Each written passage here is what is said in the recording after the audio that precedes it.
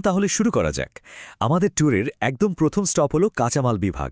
মানে এই যে বিশাল ফ্যাক্টরিটা, এটা বানাতে আসলে কি লাগে, এগুলোকে আমরা বলতে পারি ফ্যাক্টরির ইট আর সিমেন্ট। এই ফ্যাক্টরির সবচাইতে ছোট যে ইউনিটটা তাকে আমরা বলি মনোমার। এটাকে খুব সহজে একটা ইটের সাথে তুলনা করা যায়। মানে দেয়াল বানানোর জন্য যেমন একটা ইট লাগে, ঠিক তেমনই যে কোনো বড় অণু তৈরির মূল ভিত্তিটাই হলো এই মনোমার।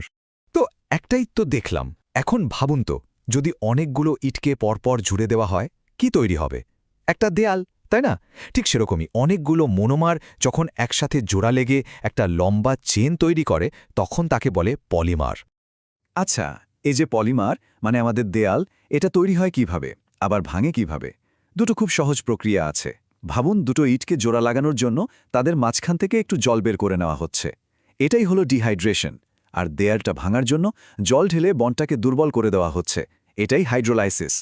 এক কথায় বললে, ডিহাইড্রেশন দিয়ে গড়া হয় আর হাইড্রোলাইসিস দিয়ে ভাঙা হয়। ব্যাস, এটুকুই।